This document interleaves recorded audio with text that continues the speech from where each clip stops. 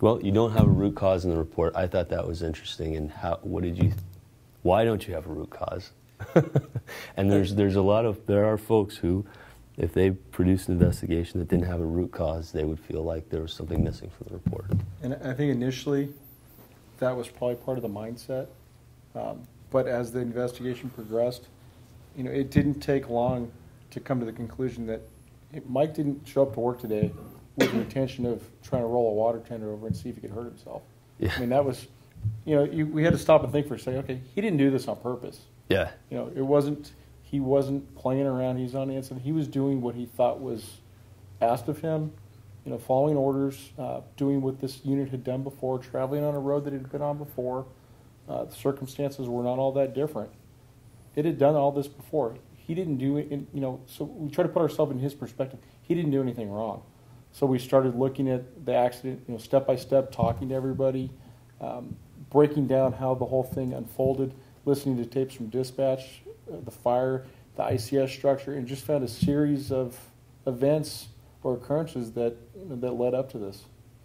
And I don't think there was any one thing that caused this. With our culture, all those things that we talked about earlier, the fact that the water turner had been on that road before, it was a normal part of our operation to include it on virtually every grass fire we had.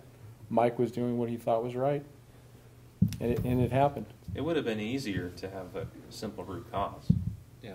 It would have been really simple to say operator error. I mean, he was driving the thing, it crashed. That's really easy. But I think we wanted to do the right thing, and the easy thing and the right thing aren't always the same. The right thing for us was to look at the whole picture. If we want to move forward as an organization from this, let's look at the totality of the events. How do all the pieces of Swiss cheese line up to get that whole to pass from one side to the other? And so at the time, that's what we felt was the right thing. If we all want to move forward as an organization and have some kind of a safer ethic come out of this, then it had to be, let's just take a step back and not do the easy knee-jerk thing.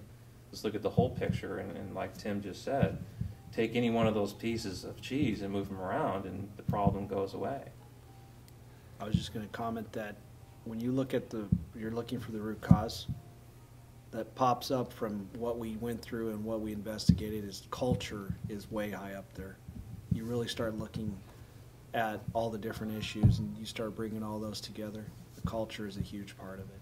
Chief Summers, coming from a different department, was able to really look at that part of it for us and really showed us that we did have a culture here that we were all ingrained in and we bought into, and I certainly bought into it. And I certainly didn't look at that initially. It really didn't even come to my mind until Chief Summers brought that up, because he was able to look at it. He was relatively new at the time, less than a year, wasn't it? And he was able to see that right off the bat and make that comment to us. And then we started really thinking about, okay, there's a lot more to this than a guy just driving a water tender and he made a poor choice and rolled it over. Yeah. I think one thing worth talking